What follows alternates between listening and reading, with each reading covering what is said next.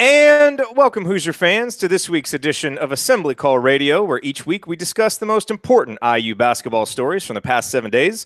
This is our 67th edition of Assembly Call Radio, and it is our 394th episode overall of the Assembly Call, recorded on the evening of Wednesday, March 14th, 2018, a day earlier than our usual Thursday night recording time because, obviously, we didn't want to conflict with the opening round of the NCAA Tournament, even without Indiana being involved. I am your host. Indiana's not in it? Yeah, I know. Let's forget about that.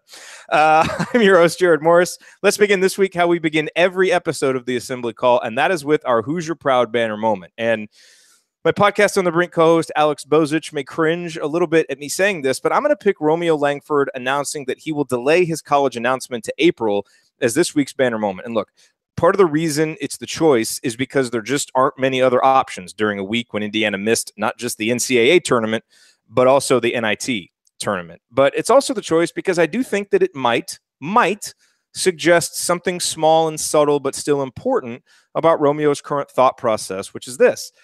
I don't think he's made up his mind yet. Well, duh, right? But hear me out. When you're the home state school and said school is the closest to your hometown among your three finalists and you have very close parental support who will surely make the drive and be at all your games, and you felt significant love from the fans of said home state school all throughout your senior season, I do think it positions Indiana as the kind of quote-unquote default choice. And the longer the decision drags on, the more likely it is that the default choice wins out in the end. I'm not saying it's a guarantee, just that it becomes a little more likely. Because if Romeo was slam dunk going to Vanderbilt or Kansas, and he already knew that, why wouldn't he just announce it at the McDonald's game, where Darius Garland and Quentin Grimes, two of his friends, one a Vandy commit, the other a Kansas commit, will be playing? He also has family in Georgia, or at least near there, and ESPN will be there, giving him added reason to announce there if he was all ready to make a decision. But clearly he's not ready, and the family wants some dedicated time to sit down and weigh the pros and cons of each choice, time that is in short supply with Romeo's high school season still going on.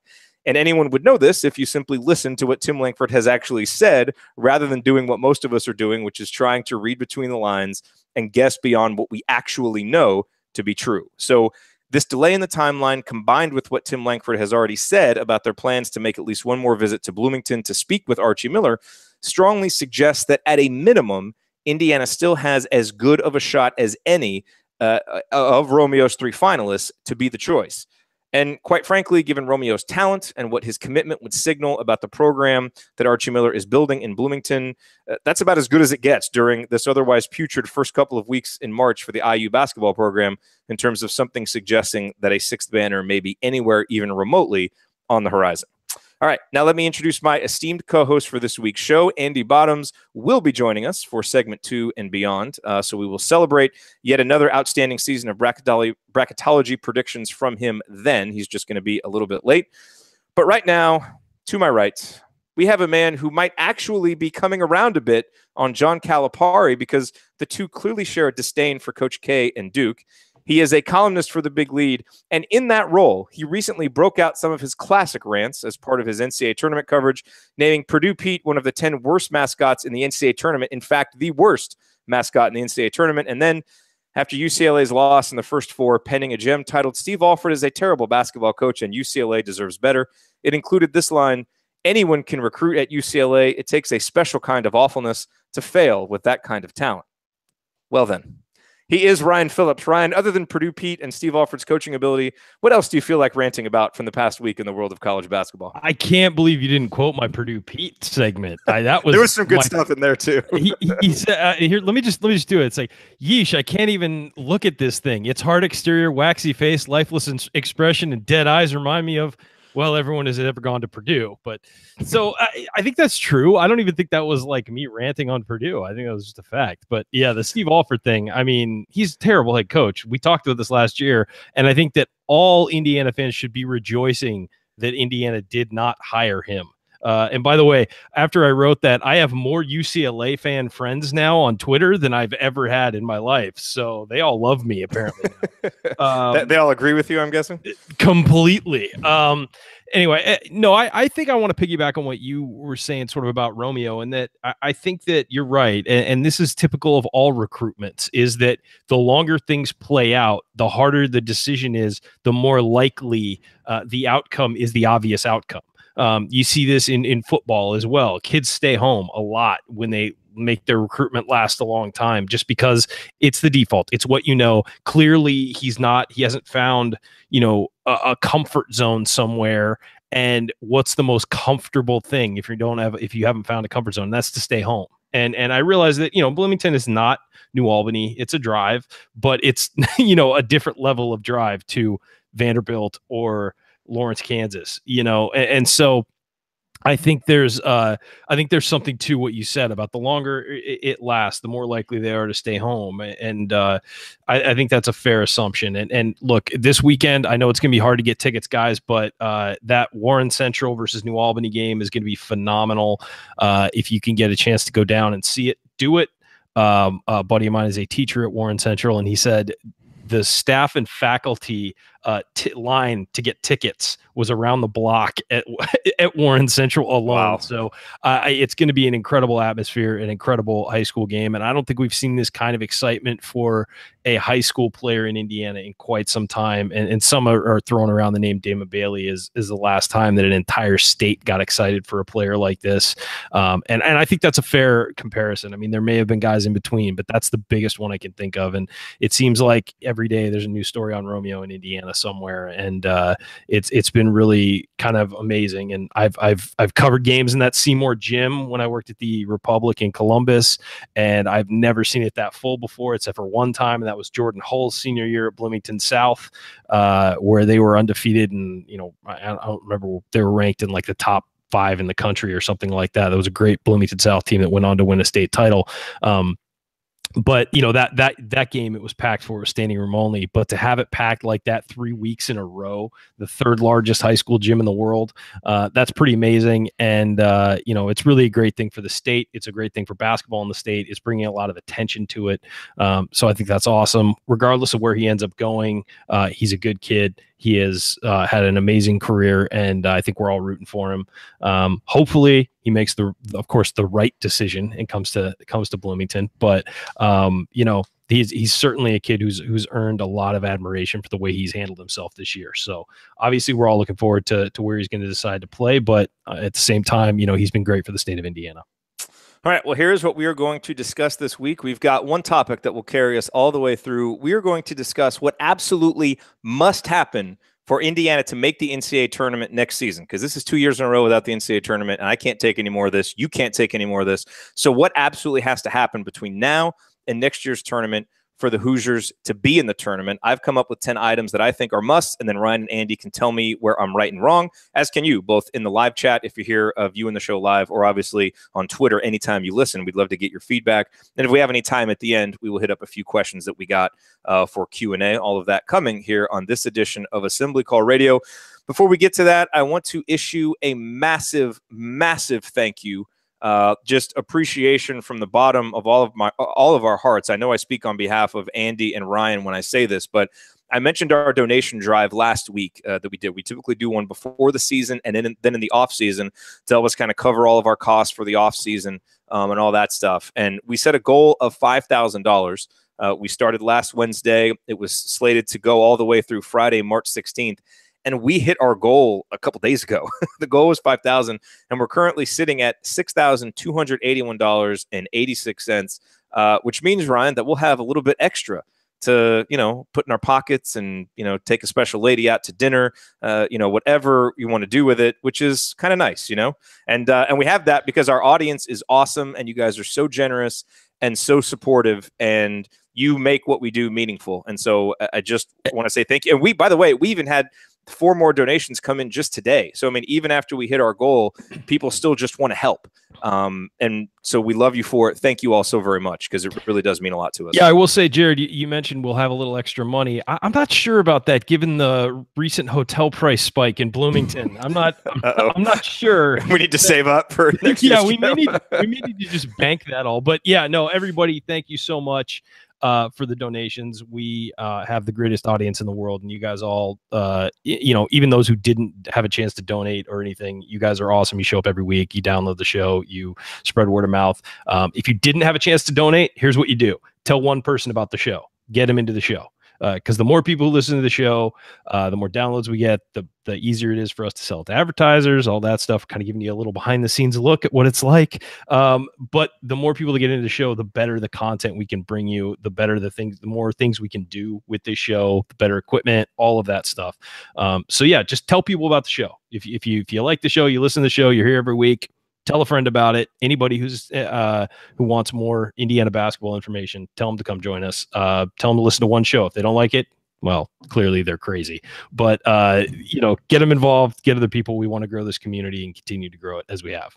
Yeah, and the URL is assemblycall.com/donate. So we'll keep that page up. Obviously, if you want to support us at any time, we would appreciate it. But thank you for all the support that you've already given us. It means a ton to us, and we wouldn't be doing this still if it weren't for you. So thank you. All righty, you are listening to the Assembly Call. I'm Jerod Morris. I'm here with Ryan Phillips. We are awaiting the triumphant entrance of Andy Bottoms after yet another solid season predicting the bracket. And so we'll talk to him about that when he gets here. But Ryan, let's start talking about what absolutely must happen for Indiana to make the NCAA tournament next season. And a little bit of criteria here. I tried to put these in order of importance. Number one, what I think are the most important things that have to happen.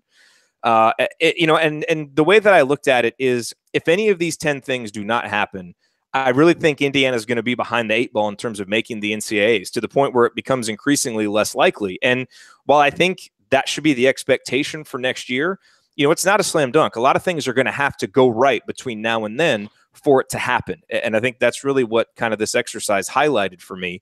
And let me just say right off the bat that Romeo Langford committing is not included, because I firmly believe that there's a path to Indiana making the NCAA tournament without Romeo. Now, obviously, I think there's a path to being even better than that without Romeo. I mean, if I get we're making that the baseline for year 2, but I love the team that's going to be back next year. I really do. As long as there are no departures, no crazy things happen. We kind of know the roster going forward. If that roster remains, Jawan remains, all that. Yeah, I think we've got a pretty good roster as it is. Yeah, and look, adding Romeo, he would kind of blow the top off the ceiling of what next year's team could accomplish. But I think the NCAA tournament is a fair expectation, even with what's coming back. So let's hop into number one. We can talk about this without Andy, because I think it's the most obvious one. Someone even called it out on Twitter the second that I tweeted out what the topic would be.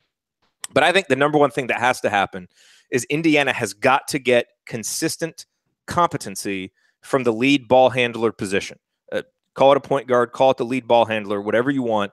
But whether that's a grad transfer who's not on the roster right now, whether it's Devontae Green, whether it's Robert Finney as a freshman, or Al Durham, or some combination of them all, Indiana has to get consistency from that position, because I think a lot of other things can go right. And if that isn't there, the whole house of cards can tumble. So that, to me, is the single most important thing that has to happen.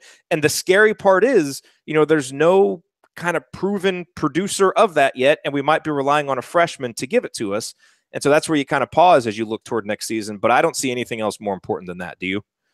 No, I think you could say shooting is as important, but because the team that's coming next, by the way. Well, and it's a tease. But no, I think you could say that is as important. But if you're talking, the most consistent, the one thing I would say is that this team doesn't turn the ball over. So whoever is, in general, typically does not turn the ball over very much, has a much lower turnover rate than we've seen in the past. So I think you can get away without having a phenomenal Yogi Ferrell type ball handler who's going to tear teams apart with his ball handling. I think you can get away with that. But I agree there needs to be competency in the guy who is running the offense essentially, and is the default to, okay, when he gets the ball, we're going to reset things and stuff like that instead of forcing things. If we're looking at it right now as the roster is constructed currently, I think Devontae Green has to be that guy, and I think that we saw a great run of play from him towards the end of the season, and then it fell apart. And so I think what I think will be a good thing for Devontae is that he's going to have talented guys pushing him. Finney is going to come in and push him for that spot, and that's good, because I think competition, breeds excellence. I think that makes guys better. Iron sharpens iron that way, and so I think that is a big deal for him to have somebody really pushing him. And I think he's got to spend the offseason watching a lot of tape and realizing where he screwed up, where the flaws were, and where he needs to rein his game in and refocus it, and what he did well in the games where he was successful. So I think that's the biggest development of the offseason is Devontae Green figuring it out. But that relates to exactly what you're saying. It's that the competency from the lead ball handler. You're right. Yeah, and maybe the one nice thing this year is with Devontae's ups and downs, maybe now you have a guy like Finney, and you don't want to put too much on a freshman. Yeah, I don't think he should start coming in, frankly. But, no, I agree. I mean, he may earn it as the season goes on. But right. I think at least having him on the bench as a solid guy that you can count on to just be a smart ball handler, get the ball in the position it needs to go, that's something that this team didn't really have even this year. And so maybe having that behind Devontae so that when you get the bad Devontae games, because no matter how much he grows, he's still kind of an inconsistent player at heart. He's not going to get rid of that totally, but maybe now you have someone who can help smooth out some of the ups and downs with Devontae. And so that gives you a little bit of hope moving forward. All right, Ryan, what do you say? Let's stop here, break, see if we get Andy on, and whether we do or we don't, then we'll start hitting up numbers 2 and 3 and 4 as we go forward. Does that sound like a plan to you? That works for me. Okay, so coming up on the Assembly Call, we continue our list of the things that absolutely must happen for Indiana to get back to the NCAA Tournament next season. And yes, we'll talk about shooting. That's next. Stick with us.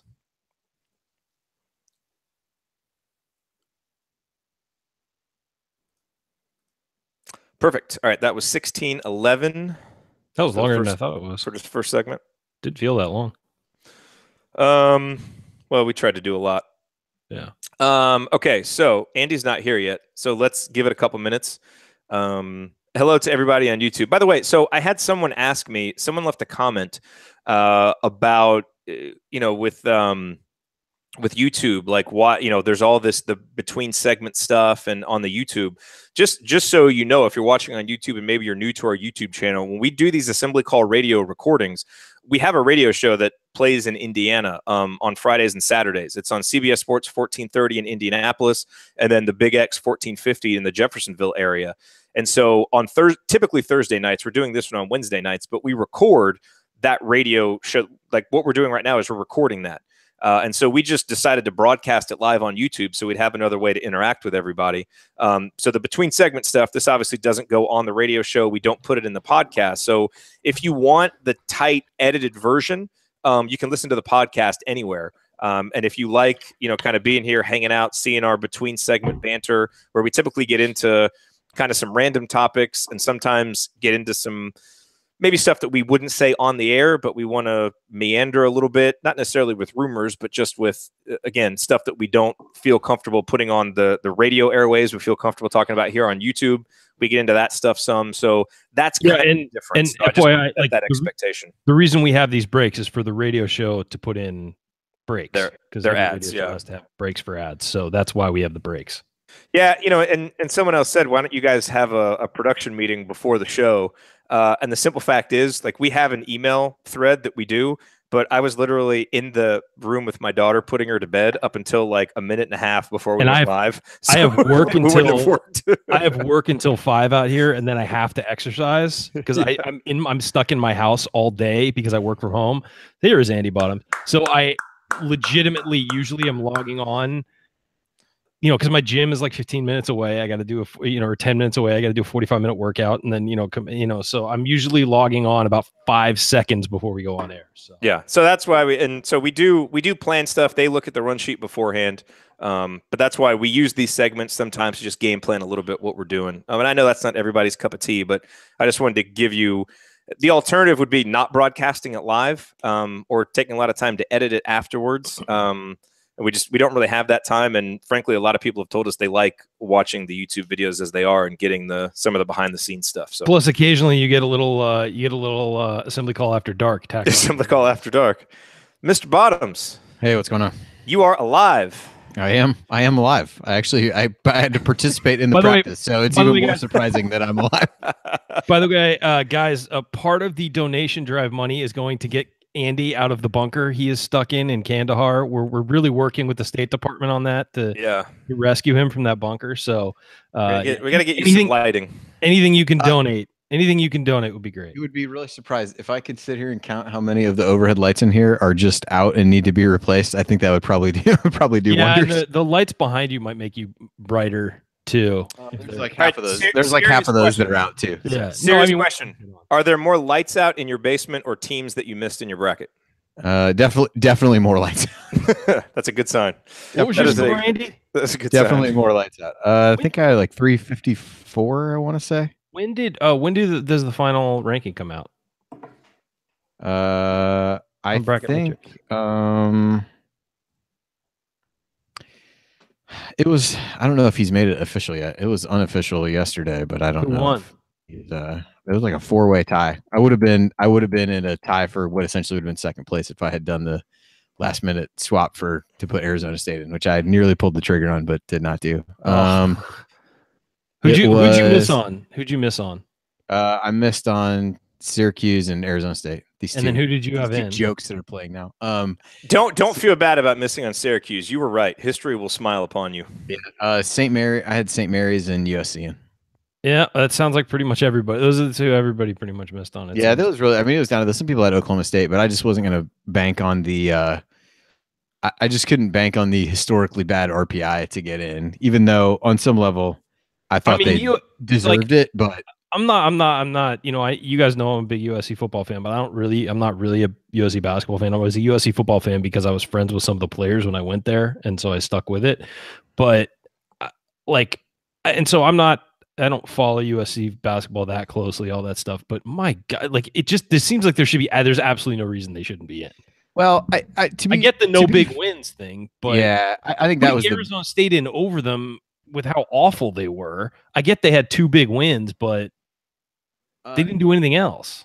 In a terrible twist of irony, one of the things that talk me out of Arizona State was they reminded me their resume so much of the IU team from last year. Yeah, where they had 2 really good wins in the non-conference, and then just kind of beat a couple decent teams after that, but overall didn't play that well. So that IU team is just the gift that keeps on giving. That use that to. Well, I mean, Andy, are you on Skype so we can do a quick audio test before we? Oh yeah, totally forgot anything on there. Sorry. Well, in your defense, it seems like everybody agrees with you. Yeah, we'll see. I was probably more mad about where Creighton was seated and missing that one by 2 seed lines than anything else. I still harbor ill will about that. So because you question yourself, or because it was a mistake? No, I thought it was terrible. I thought it was terrible. Some would say that the committee chair being the Creighton AD had something to do with it. I'm not one of those people. I'm really not, but because they're not allowed to be in the room when they're discussing whatever else. But if you look at their resume, there's no way they should have been above where they were on. They were 30th on the seed list, so they're fairly close to a 7, which is I thought was questionable. And they're an 8, right? Yeah, they're an 8. So Marcus Foster revenge game in that one tomorrow. Yeah. So, and Andy, just a reminder, because we all always need to remember this since we're doing this Wednesday. It's not going to be broadcast on the radio for Friday or Saturday. So when we're actually doing the radio recording, let's be careful not to get into stuff. The tournament. Yeah, talk about the tournament or things that might have already happened that didn't happen. Okay. Are you on Skype? Yeah, I just accepted the call now, so I should be getting in there. Joined. Okay, talk. All right. How's it? All right. It looks like I'm in now. You're good. It hung up for a minute and didn't look like I was. Yeah, you're in. Okay, so we'll hop in here. Segment 2. I'll introduce you, Andy. All right. Let me find the run sheet. I know you sent it. So we already talked about how Indiana needs consistent lead guard play from either Devontae or Finney. Yeah, I know. Breaking news. Yeah. Wow. We really went out on a limb with the most important thing that needs to happen for next year. We're just hot taking here. Firing off the hot takes right at the top. I like it. That one's going to be here's a controversial statement that, yeah. We need better guard play than what Josh Newkirk provided. I mean, come on. I'm just saying. All right. Let me get down to where you are in the So, one and just consistent guard play, and you're all right. I got you. And in the interest of time, because we do have 10 of these, some of these we probably don't need to go into too much. So if you don't have a strong disagreement or a real strong point to add to it, we can just move on until there's one that you either have something really strong to say, or some of these we might be able to move past quickly. So yeah, that's fine. You don't need to give. I don't really have any kind of bottoms line to give. So save time. We don't need to do that. Okay. I don't know what I would say. So. Well, maybe we'll just put you on the spot anyway now, just to see what you come up with. Oh, good. I wouldn't do that to you. Okay. You guys ready? Yeah. All right. Here we go.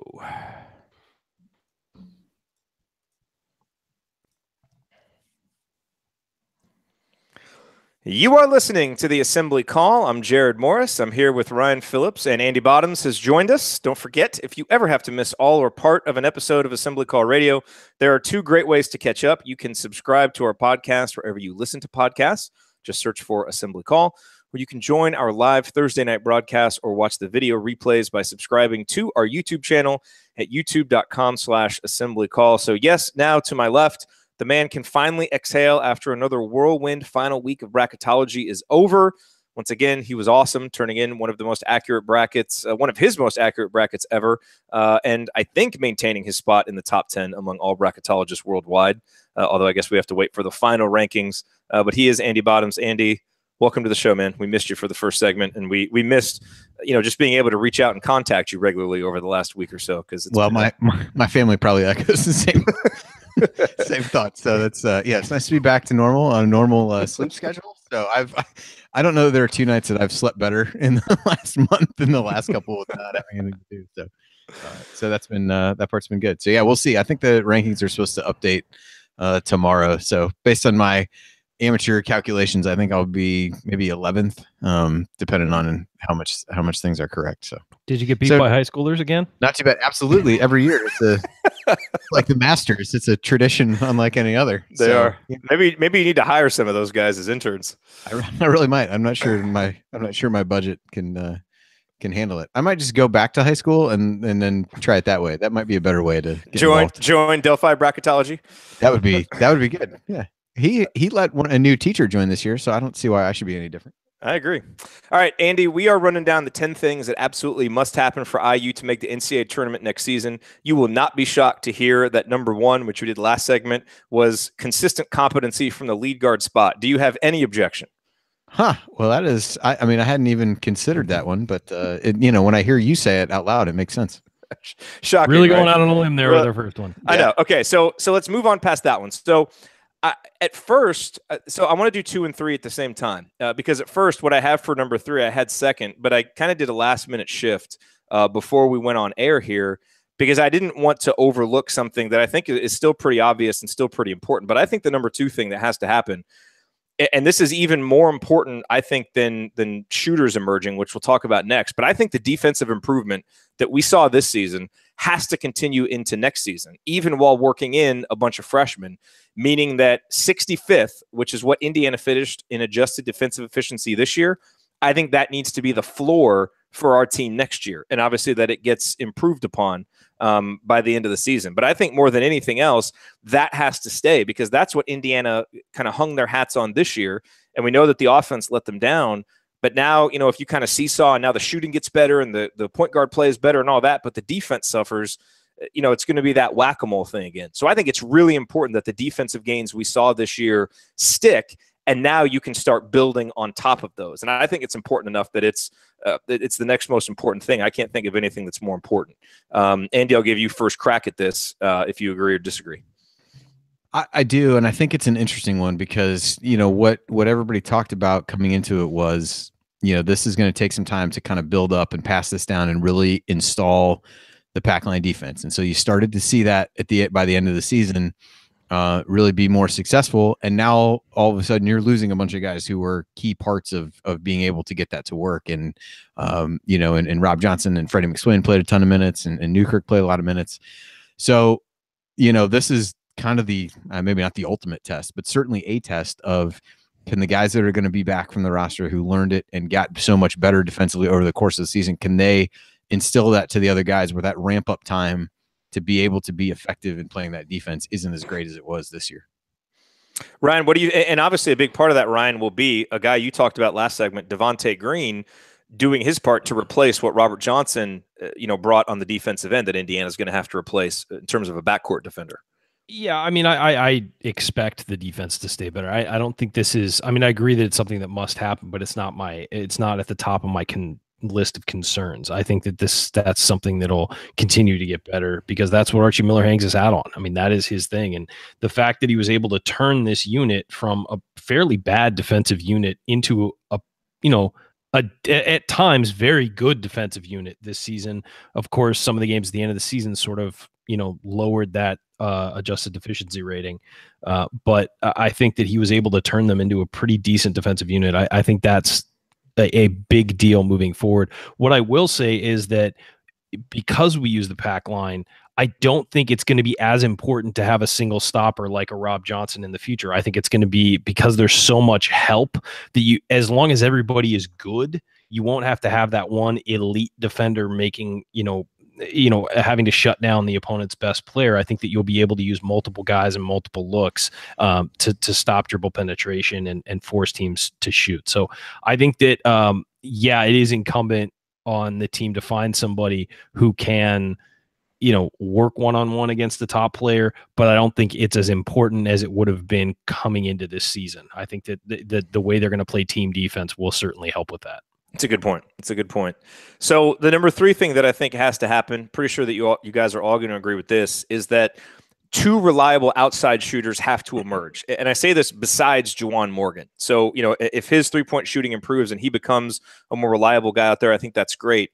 But I think 2 guys beyond him have to emerge. Clearly, the best option here is that Romeo Langford is one of those guys. And then maybe, Devontae Green or Zach McRoberts is one of the other ones, because now you have kind of an elite talent that is also a very good outside shooter, along with a guy with experience that is one of your best outside shooters. But, another option is that it could be a grad transfer that isn't even on the roster right now. Or, you have some other candidates like a Demezy Anderson, who's been a good 3-point shooter, but now you're asking a lot of a freshman. Is Al Durham capable of being that kind of shooter? I don't know. Rob Finney is a guy who shot 35% in high school. So how will he transition? But whatever it is, whatever the combination is, Ryan, I think Indiana has got to find 2 guys they can count on to make outside shots, because we saw this season how much it hurt when Indiana did not have that. I think 2 is being light. I think you got to find several guys that can knock down outside shots and shoot at 35% or better. You've got to have a couple guys who shoot 40. I mean, in this day and age in college basketball and the way pro basketball has gone, the outside shot is such a game-changing weapon. You've got to have guys who can hit it consistently. I realize this offense is going to be focused on the post. It's going to be focused on winning in the paint. But at the same time, you've got to be able to kick it out and spread defenses out to open those driving lanes. And they did not have that this year. A guy like Zach McRoberts is, as you mentioned, a guy who – he's not going to be a driver. He's got to be able to stand out there and knock down shots, or he's not giving you anything on offense. I realize he adds a lot to the game, but you know what? Hustle plays are great, but you need to be able to add something to the list. Demezy, we've talked about. I don't know how much of an impact he's going to have as a freshman. Maybe as a second unit guy, he can step in and hit some shots. I think he needs to iron some things out with his shot, though it is going in high school. I think he does need to iron some things out. A guy like Rob Finney, I don't know if he's going to step on campus and be a great shooter. I think eventually he will be, but I don't think that's the kind of thing where you can expect that out of him next year. But guys like Devontae Green, guys like Zach McRoberts, who are already on the team. Juwan Morgan has a great release. He just has to be able to make them. A guy like Race Thompson can even step out on the perimeter and hit some shots. Jerome Hunter coming in has to be able to hit some shots. I mean, there's a list of guys that have the ability to hit shots. They just need to refine refine the way they do it. Well, and I think when you tie this back to the first point about solid point guard play, where IU struggled a lot of times this year was really to have somebody that could get in the lane and kick it out to shooters, and so I think that also impacted the 3-point shooting. So if you can check off number 1 on your list, you're going to create opportunities for guys to be able to knock down shots, and somebody has to step up and do that. So I think any of the guys you mentioned are there. As I've mentioned before, turning McRoberts into senior year Dane Fife, potentially minus biting people, I think would be, I mean, maybe with that. I mean, who's to say? Who are we to judge? But I think that would be, I mean, if he could turn into that and really be a 3-and-D guy, I think that could be really important. Yep. You're listening to the Assembly Call. I'm Jerod Morris here with Andy Bottoms and Ryan Phillips. So number 4 is easy, but just because it's obvious, I don't want to overlook it. But I think Juwan Morgan has to return, which I think we all think he will, and he has to stay healthy for the majority of the season because he is the senior leader. On a team with a lot of young guys, he's going to be the anchor. He's clearly the best player. He's a guy that you can rely on both ends. I think it pretty much goes without saying he's got to be here and be healthy for this team to be good enough to make the NCAA tournament. And I think if he's not, it's going to be really, really hard, and so many other things are going to have to go right. But I think, Andy, you got to have Juwan here and healthy. Oh, yeah, absolutely. I mean, that was, while we can all say that he seemed to, wear down a little bit as the season went on, and reasonably so. Yeah. No one is begrudging him. I mean, he had the team on his back for a long time. So I think that's good for him to really, kind of have that, a full season of health under his belt. I think that's big for him. It gives him something to build on. And yeah, the reality is that while there are some interesting offensive pieces coming in, as we know it right now, that it's still, there's still, for whatever people thought of the guys who left, there's some offensive production, particularly from Robert Johnson, to be replaced by those guys. And so I think you don't want to put Juwan in a position where he has to do as much as he did this year. And that obviously requires, him to stay healthy and make others around him better. But you need other guys to step up as well and kind of ease some of that burden off of him, which I think helps him be able to, stay healthy and get a little bit more rest over the course of the season. So, those, a lot of these all tie together pretty neatly. Yeah, and the reason I didn't have Juwan higher is, we had him this year, but because we didn't have the point guard play, because we didn't have the shooting, we didn't make the NCAA tournament. So, I mean, I think those things are maybe even more important, and this is a puzzle that kind of has to fit together.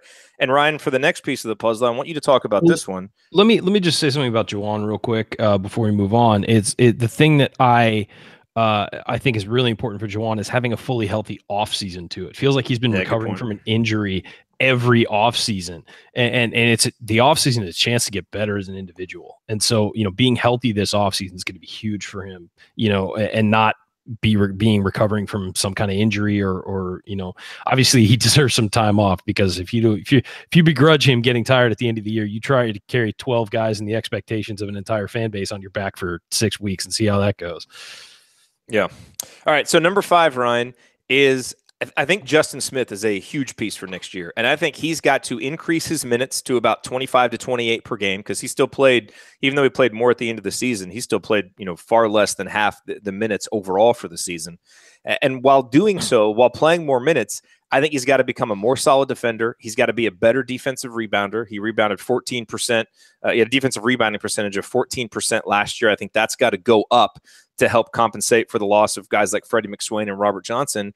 And I think he's at least got to maintain his offensive efficiency, which was an offensive rating of 104.8, which is really solid for a freshman on 22% of possessions, which is a good usage rate. But it's not always easy for a guy to maintain that playing more minutes, and maybe if the usage rate goes up. So I think he's got to take a step up in minutes and efficiency next year, because a lot more is going to be asked of him, and he has to be able to come through more consistently than he did this year, which was more just in flashes.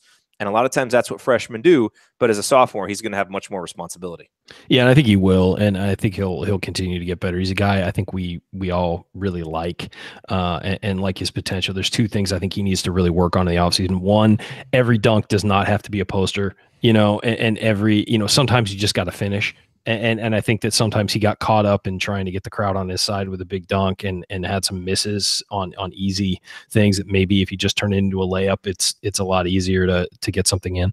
But I would also say that he needs to work on his jump shot, and he's got a really nice setup to his jump shot. He gets really good rotation on his jumper.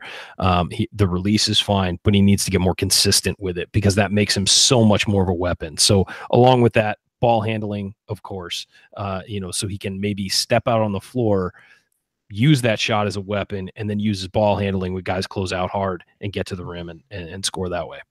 Andy, anything that you want to add on Justin? No, I think you guys hit all the key points. Finishing around the rim is a big one for him, and I think if he can do that, I think that accomplishes a lot of those things. And I think playing better defensively more consistently is going to earn him the minutes. We've seen that is the key to getting yourself on the floor. So if he can improve there, and he did show a lot of improvement in that over the course of the season, I think if he can continue to build on that, the minutes take care of themselves. Yep. All right. We have done 5 things that have to happen for Indiana to make the NCAA tournament next season. We will do 5 more coming up, starting with the big men. That's next. Stick with us.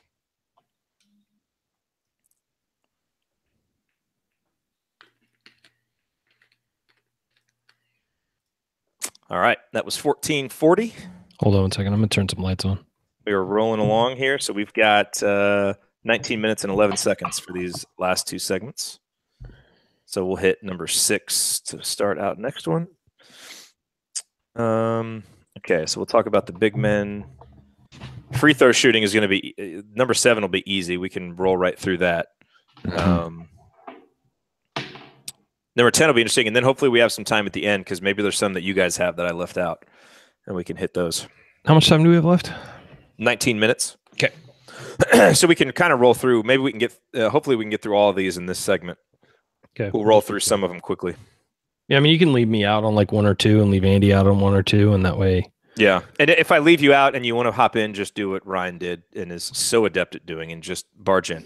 Hey, interrupt. It's cool. It was a good point. At least it was a good point. You should have never given me carte blanche, man. You should have never done that. It's your fault. So if I gave it, does that mean we can take it away? No, it doesn't. It doesn't. Once some things are right, it's right. What's done is done. It's like nothing you can. It's like giving Devontae Green the green light to shoot, and now he's just got it, and you're never rolling that back. Yep. Nope. Okay. Toothpaste is out of the tube. Can't put it back in. Adam, yes, we switched from Thursday nights only this week, and we might do it next week too, just because there's going to be Sweet 16 games. So we didn't want to conflict with the NCAA tournament, and plus Ryan wouldn't have been here. Nope. So we wanted to have the whole crew. So that is all. We'll let you know next week. We'll probably do it Wednesday next week, right? Do you think? I mean, yeah. I guess just depending. I don't know what my week looks like next week yet. Yeah, that's too far away. It is too far away. I don't know what's going on tomorrow, except for that I'm busy all day. What's going on tomorrow? I don't know what's going on tomorrow, Jerod. What starts at like 10 a.m. out here tomorrow? No, that's the best. I have friends who are like, "Hey, man, I'm taking the day off from work to like watch games. Can you hang?" I'm like, "No, I can't." Hey, Ryan, I'm taking the day off from work tomorrow. I'm gonna watch games. So, you want to write some blog posts, Andy? You want to file some ghost-written blog posts for Ryan? Absolutely not. If you were like, "Yeah, man, you want to come over?" I'm like, "No, I can't." What do you think I do for work? Like, okay. Let's do this. Okay, let me get the little intro happening. You guys ready? Yep. Yeah.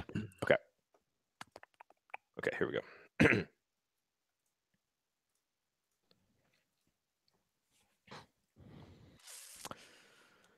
You are listening to the Assembly Call. Go to assemblycall.com/join right now to learn how to subscribe to our email newsletter, because if you want more out of being an IU basketball fan, then you really do need to be on our newsletter list.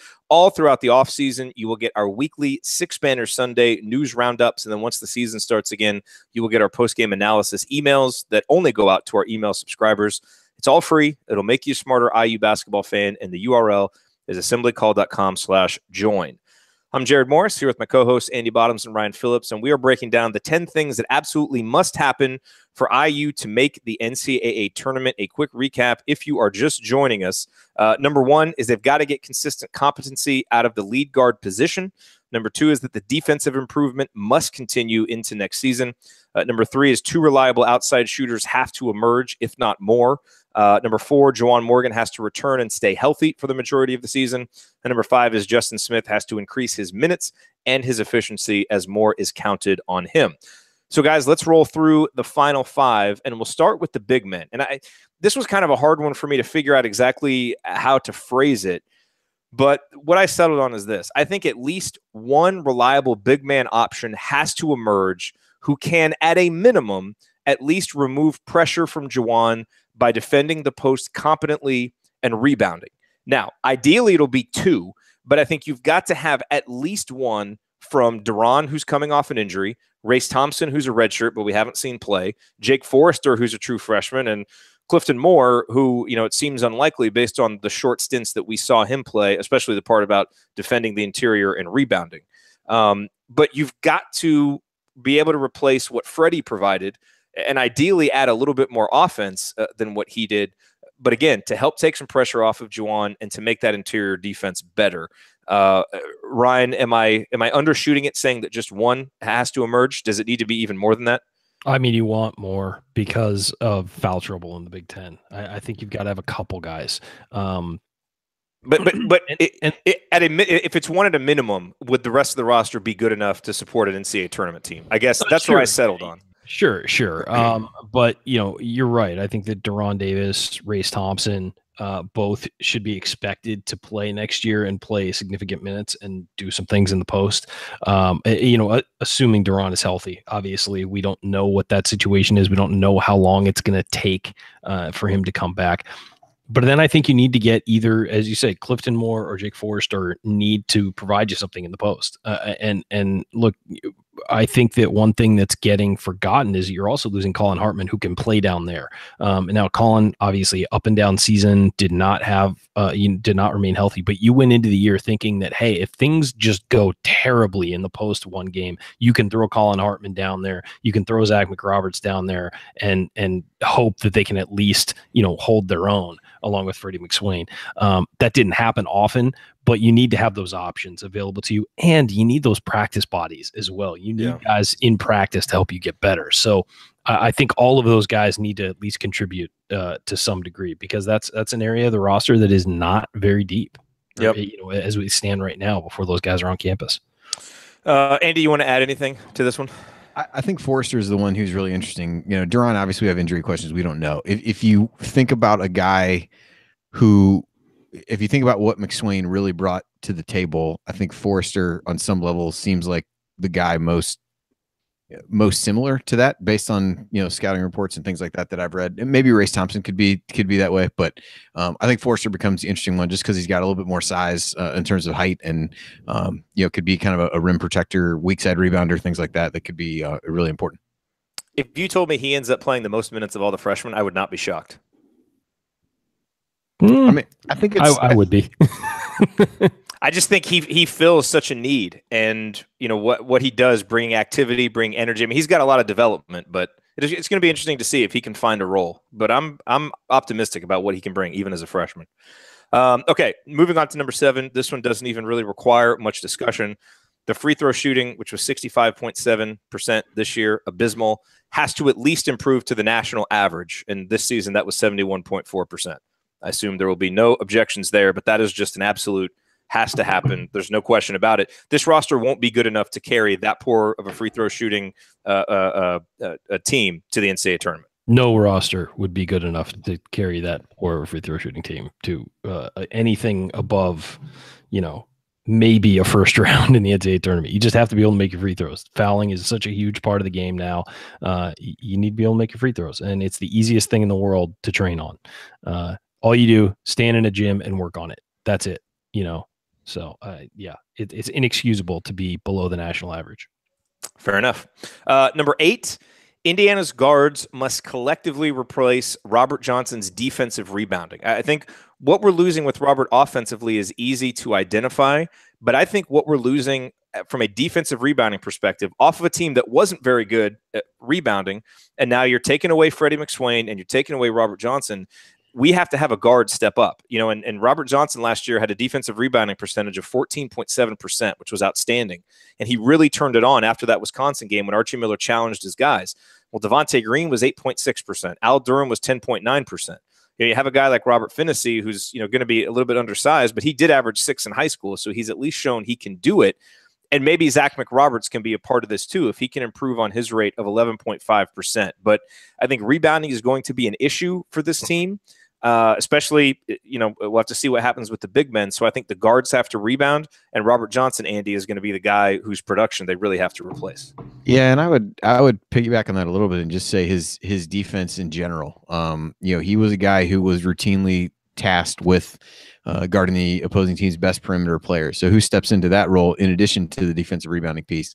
I would say of the guys you mentioned, it feels like Al is the most likely candidate, at least on the defensive side of things. I think there's some shooting things that he needs to work out and improve upon, which I think seems like a guy who's going to really get in the gym and work on that over the summer.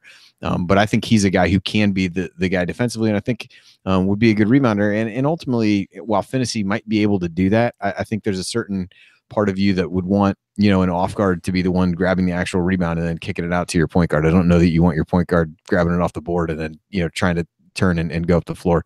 Maybe he does, but I thought that was kind of Robert really focusing on that was a time that he took on less of a ball handling role and things like that. So I think it'll be interesting to see how that works. But my money, I guess, at this point would be on Al, just based on what we've seen from him so far. You're listening to the Assembly Call. I'm Jerod Morris here with Andy Bottoms and Ryan Phillips, breaking down the 10 things that absolutely must happen for Indiana to get to the NCAA tournament next year.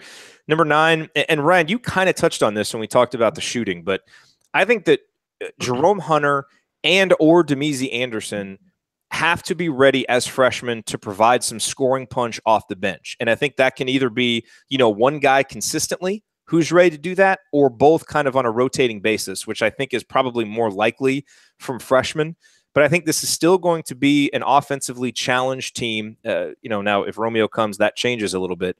But even with Romeo, either way, these two guys who are really talented, really skilled, they're going to have a big adjustment defensively, and I think with ball handling, with some of those things, but they can score points, and they can score points in ways Indiana needs. Demezy can shoot. Jerome Anderson can create a shot and is a tough mismatch with his size. You mean Jerome Hunter? Jerome Hunter, sorry. Yes, Jerome Hunter. So I think those guys have to be able to give Indiana some scoring punch, even as freshmen, that can be relied upon.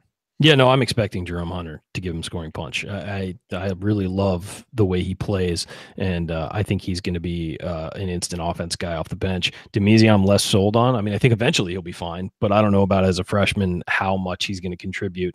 I just need to see more from him. Like if he rounds out his game this summer and gets a little bigger once he's on campus, I think he has every potential of being a scoring threat. But right now, I just don't think he's ready for the college game. I think there's too much looseness in his game, and he needs to really tighten a lot of things up. That said, I mean, you can't argue with the results in high school. He's played very well. But at the same time, I do think that there's some things he needs to sort of tighten up in his game. But Jerome Hunter, I love his game right now, and I'm really excited to see him at Indiana and at IU jersey. Agreed.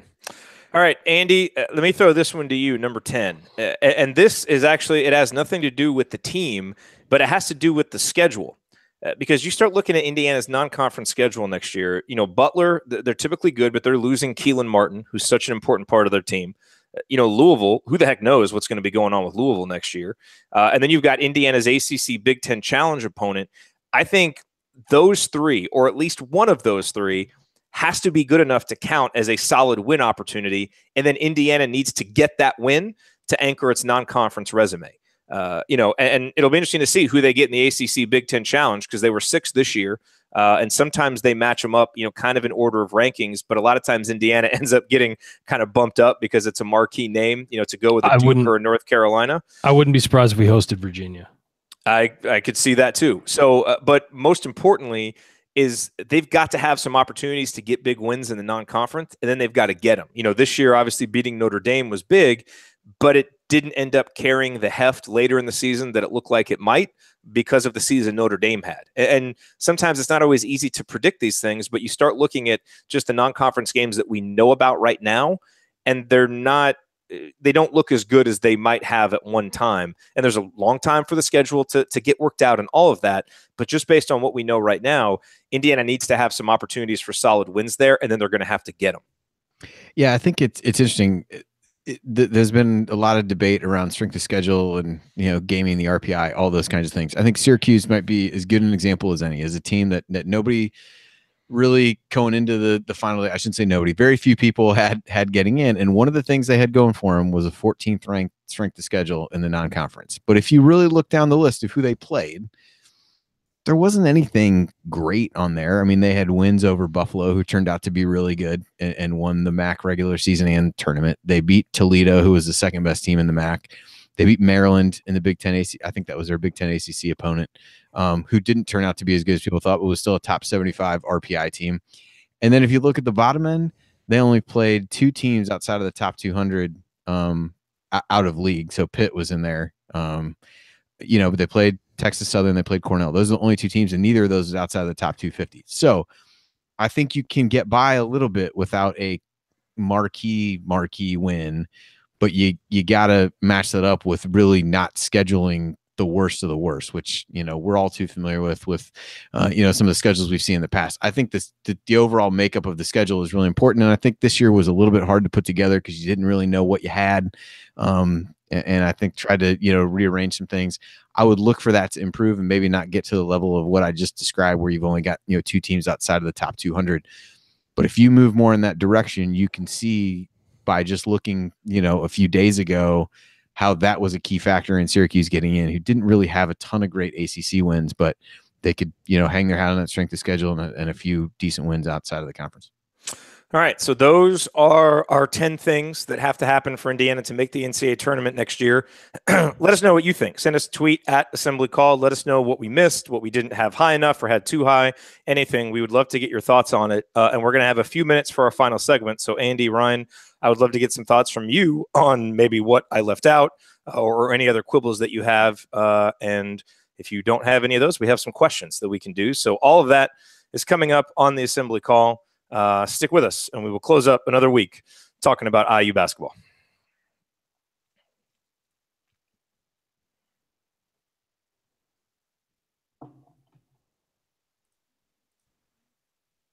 All right. Dang it, my throat went to hell that time. 13-19 was that second. 5 something. 19. Yeah. Let's see here. 5:52, maybe. 5:52 sounds about right. 5:52. So we've got 5. The number 11 thing that Indiana needs this offseason is for us to get some more music to mix in. Would you like to provide that music and then edit it in? I know, Kent. I have water right here. It got me at the end of that segment. I know, Ryan. You are correct, and actually, I'm going to do that. I got a new editing. I'm going to start using Adobe Audition instead of GarageBand to edit this thing, and I'm going to try and get it into a system where it's a little bit easier to throw some new music in there. I can't promise. Maybe weave in some originals. I mean, whatever you need to do is fine. As we're going to break, Andy and I just start singing. Yeah, I don't think anybody needs that. Definitely not. No. So there was a question I was going to ask, but I didn't want to take up more time than we had. I also didn't really want to give Ryan that much more of an opportunity to talk. But my impression of Jerome Hunter is that there really wasn't anybody on IU's roster last year like him. Is that fair to say? Yeah, who would you like comp him to in either recent IU teams? I hate doing comps, but imagine if Troy Williams was. I hate doing comps, but Kobe Bryant. No. Yeah, no. It's okay. Not as athletic as this guy, but I'm talking about just the way he plays. Imagine sort of an under control Troy Williams, where he looks to drive, or he'll look to. I will not imagine such a human being. It'd be impossible to do, right? But no, I think that he's just sort of the thing I really like about him is he just understands the game to where he'll be bringing the ball up and he understands the pace. He understands. He's really smooth. He understands when to go, when to pull up. What the defense is doing. Just watch some of his highlight tapes, and you'll see there's just. I don't know. There's just a sort of a tempo to his game that's really, appealing, I guess I should say, and that like that's a guy who can get whatever he wants when he wants to. Obviously there's a transition to college that'll hold him up a little, but he's also tall. He's got long arms. He's got, just some of those physical things that you kind of, that sort of take you to the next level in college. So I like his game sort of as a whole. as opposed to just liking one aspect. Like with Demezi, it's like he hits threes. I mean, that's really the only thing that I'm sitting here like, oh yeah, that's what I like. But I also think Demezi needs to work on his release. We've talked about that. He needs to work on his release. He's rarely, like half the time he takes 3-pointers, he's not set, where his feet are angled in the weird direction. He's just got a good release. So, and he spins the ball. And so it goes in. But I mean, that's not going to work at the next level. He needs to like be more disciplined with his shot. Romeo, I mean, I don't even care what that guy does because he just does everything right, and scores the way he's, he is one thing I love about Romeo is he's so good with his pace. Where he'll sort of slow play a guy back out to the perimeter and then just burst right by him to lay it up. And it's just the way he understands how the floor is set up. Like he'll be standing there and the guy will be helping. So he'll sort of slowly back onto the perimeter. The help will leave and then boom, he'll just go right by the guy with him.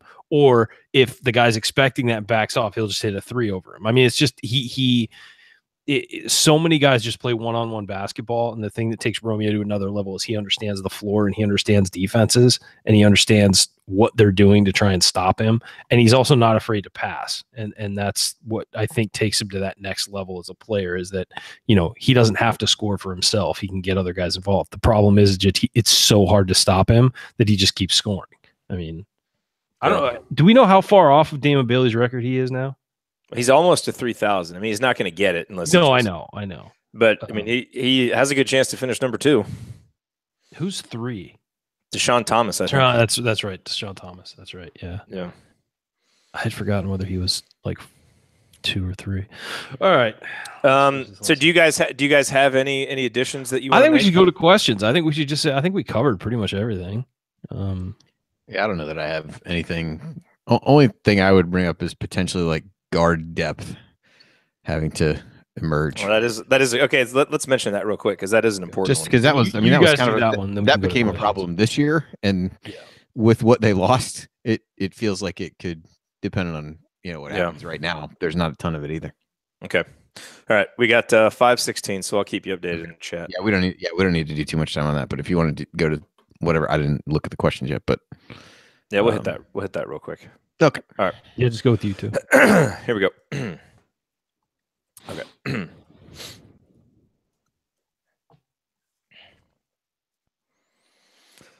You are listening to the Assembly Call. I am Jerod Morris here with Andy Bottoms and Ryan Phillips, wrapping up another week of talking IU basketball here on Assembly Call Radio.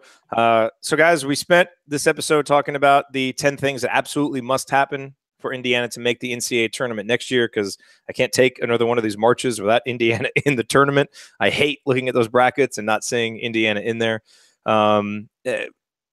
Andy, anything that you would add, anything that you think maybe that we missed? I know you didn't get a chance to hear the first segment, but anything that you would add to the list of what we already have? The only thing that I would bring up is just overall guard depth developing. And obviously we don't know exactly what the roster looks like, but I think that eventually became an issue last year after the Curtis Jones transfer. You really had, 4 guys that you could rotate in back there between, Rob, Josh, Devontae, and Al.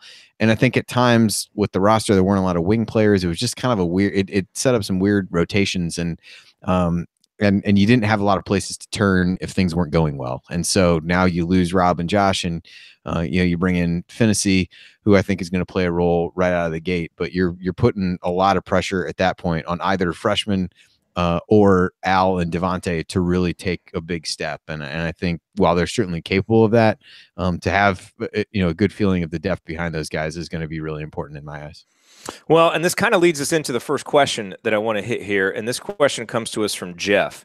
And it is, if a certain high school basketball player with a Shakespearean name were to commit, IU would have 1 scholarship left for the 2018-19 season. In a perfect world, how would you like Archie to use that scholarship? And I think the position, the 2 positions would obviously be guard depth or, an experienced big man that could step in. Let me tell you what you don't want to do with that scholarship is give it out to an incoming freshman, a 4-year player who you aren't absolutely certain is a Big Ten level player, because Indiana has done that too often and we've gotten stuck and it hasn't been good. So I think ideally what you do with that scholarship is you use it on a grad transfer who's only going to be there for 1 year, because that 2019 class, Indiana's in a good position with a lot of guys. And so you want to have some scholarships open. And so if Romeo goes pro as you would expect, and then Juwan Morgan leaves because he'll be a senior, now you'd have 3 scholarships open. But you don't want to lock it up with a guy who, isn't a really, really high level player, because now maybe you can't get, the 5-star guy that you want or another 4-star guy that you want because you reached on a guy just to fill a scholarship. And Archie has been explicit that he's not just going to fill scholarships to fill them. So Ryan, how would you, and we've hit this question before, but has your opinion changed at all on what Indiana should do with an open scholarship? Well, I think, okay, so if Romeo commits, I think you may not want to go the grad transfer route, just because you may then be cutting down minutes for guys you need to get minutes, because obviously you'd be going to try and get a guard. And, look, it depends. If it's somebody phenomenal who can really shoot it and provide leadership, then all that, obviously you consider that person at any time. I think the best route to go, rather than forcing a scholarship, and like Archie said, filling a scholarship to fill a scholarship, is giving it to Zach McRoberts, who I think has more than earned it. Obviously, Zach comes from a very prominent Indiana family, I'll say.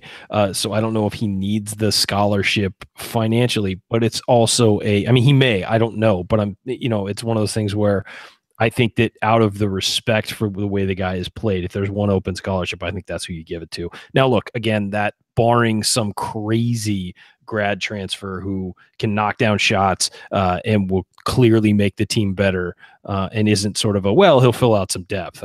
This would need to be a guy who was a legitimate starter the second he stepped on campus. If not, give it to Zach McRoberts. He's earned it.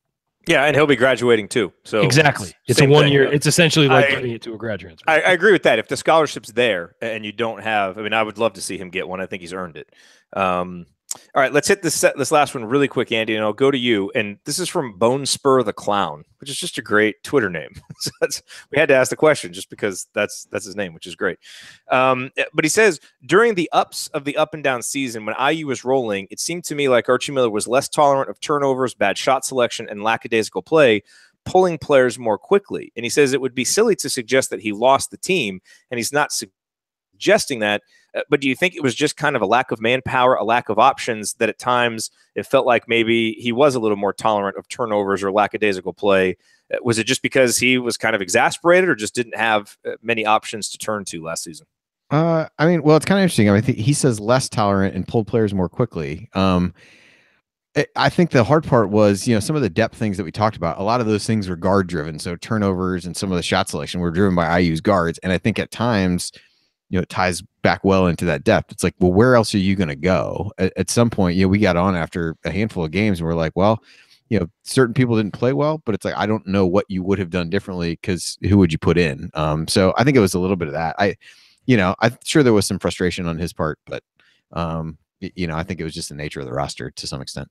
Yeah, I agree with you. All righty. Well, that will do it for us on this week's episode of the Assembly Call. If you want to see us do the show live and be part of the live chat, join us at assemblycall.com on Thursday nights for the live broadcast of our Assembly Call radio recording, or you can always subscribe to our podcast by searching for Assembly Call wherever you listen to podcasts. And don't forget to go to assemblycall.com/join to join our free email newsletter. Thank you for listening. We will be back to talk IU hoops again with you next week. Until then, keep your elbows in and your eyes on the rim, and go Hoosiers.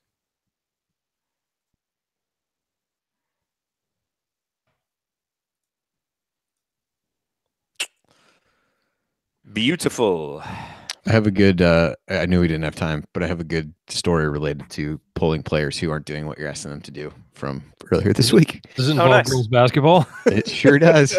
Sure does. I had a 10-year-old daughter who was not very pleased with me, but we were playing this team who was smaller than we were. And so she's just playing with a bunch of girls who also played rec. So they're not an AAU team. We practice, maybe once a week, and we're playing these like AAU teams. Was super scrappy, and we kept losing the ball to them the first time we played because we would just bring the ball down, and at that point, like, the height advantage that we had was completely gone. So before the game, I tell the girls, I was like, look, every time you pick up your dribble, every time you catch the ball to begin with, I want you to put the ball up in the air and think about what you're going to do with it so that they can't get the ball. So after Hannah had done this about, I think it was the third, maybe the fourth time in the first half, there's about a minute left in the first half, and we're, it didn't really matter. We were not playing well. We were not going to win the game. But she had done it, and I put somebody in for her, and she knew that it wasn't quite time the way the rotation worked to come out. She was she was in tears and super angry with me. Oh, and man. So we, so she went back in the beginning of the second half, and the next time she got the ball, though, she did what she needed to do and didn't turn it over and didn't do whatever. And so we had a good conversation in the car on the way home about, I was like, look, you need to be accountable to what you're doing. We talked about this and you didn't do it. And I said, did taking you out help refocus what you were doing so that when you went back in that you didn't, and I said, you didn't do it again, did you? And she goes, no. And I was like, that's why I took you out. So I was like, this is the way that I was, that some coaches like deal with this and whatever. And so the problem was that I was, the other coach wasn't there. So I was in charge. And that would not have happened. The basketball that into is the awesome. stands or throw a chair or It was, no, I didn't. I did get in one minor spat with the official, which was equally funny because the girl turns, there's no way that she was going to shoot the ball from where she was on the court. And so one of our girls clearly fouled her. And so he starts telling her to go to the line to take free throws. And I was like, was she shooting or something to that effect? And he did not appreciate that. He goes, yeah, she was shooting. And he kept trying to tell me that she made this motion. Meanwhile, the girl is standing at the free throw line telling him that she was passing the ball. and I go, she's telling you, I go, listen to her. I go, she's telling you right now that she's passing the ball. She turned to take a shot. He was steadfast in his belief that she was shooting, despite the fact that the person in question was telling him that she was not. Wow. So it was not a great night. But it was wait. That is some great coaching, Andy. Wait. We were, what? All right. Ted Valentine is not refereeing in the NCAA tournament. Was it Ted Valentine? No, he did not turn his back to me when we were having a conversation, so it was okay. It was, in all honesty, though, like it was a good conversation about it. At the time, she was really mad. By the second half, she was fine, but it was, I don't know. I mean, that's how you learn to a certain extent. It was not a good game for us on a variety of levels, but at least allowed us to have a good conversation. And I'm pretty sure she doesn't hate me, so it's good. By the way, to those watching, congrats to Mike Davis, who's still people still watching. Congrats to Mike Davis and Texas Southern for winning tonight. That's awesome. I think we all cheer for him. Yeah. 0-13 to winning a game in the NCAA tournament. That's pretty amazing. Their schedules every year are crazy. Hannah was filling out her bracket. She's like, how do they lose this many games? And so then I'm trying to explain the concept of like buy games to a 10-year-old. I had a lot better luck explaining my coaching philosophy to her than I did explaining like, well, see, for the athletic department to make money, they have to play literally every game on the road so that they can against good teams. Yeah, against good teams so that they just get drubbed and they don't play home games until late December or early January. So yeah. I think I got through to her a little bit better. That's pretty great though. Because it was so funny because if you look at how they started 0-13, but you look at their conference record, it's like, well, they're actually pretty good, but yeah, they didn't play as well in their league as they usually do either. Yeah, I know. They played a lot better at the end of the season, but they always have just a decent amount of roster turnover because he takes a lot of transfers and JUCO guys and different things like that. So it takes them a little bit, and then it doesn't help when you literally don't play a home game for 2 months after the season starts. That's unbelievable. I mean, they were up 20 for a lot of that game tonight and then won by 18 because they're not your typical 16. They're actually a pretty decent team, but again, they lost, like, other than that 0-13 stretch, they lost 6 games. Like, I mean, it's not like they're bad. Hey, make sure you guys get in the Assembly Call Bracket Challenge if you're still watching live. There's still time to get in, enter your bracket. Also, what do you guys think about them banning Ted Valentine from the tournament this year? I don't really know enough about what they do to evaluate them. So I certainly, like any IU fan, probably have stronger feelings than are necessary about him. Because by all objective measures, he's actually like a good official. It's just all the stuff that goes along with him. Yeah, any coach would tell you that they like him officiating games, but from a fan's perspective, all the histrionics and all that stuff would is just a little more than is necessary. But yeah.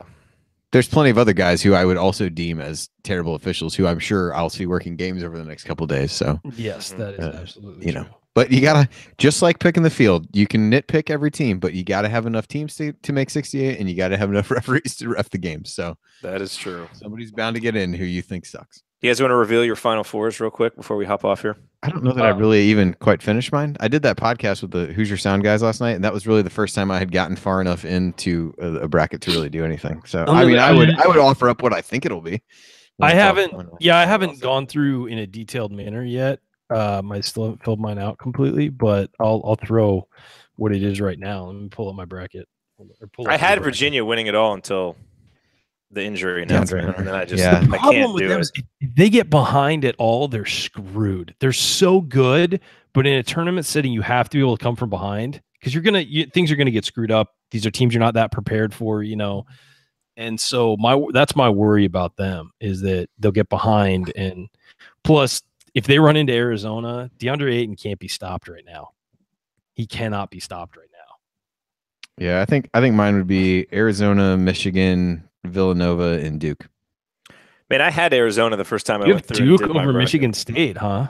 Yeah. Krzyzewski kills Izzo every time they play. I can't get out of my head how bad Michigan State looked repeatedly against inferior teams in the Big Ten. True. I can't get over the fact that Indiana out-rebounded them by like 800, and Freddie McSwain had 9 offensive rebounds. Wait, who'd you pick, Andy? Who's your pick? I had Arizona, Michigan, Villanova, and Duke. I have Arizona. I think I have North Carolina over Michigan. I don't know why, but I just felt that. And then I have Villanova and Michigan State. I have Virginia, North Carolina, Villanova, and Duke. I like North Carolina's experience. What an ACC homer this guy is. Dude, I tried to talk myself out of them, and I couldn't. So I was just like, screw it.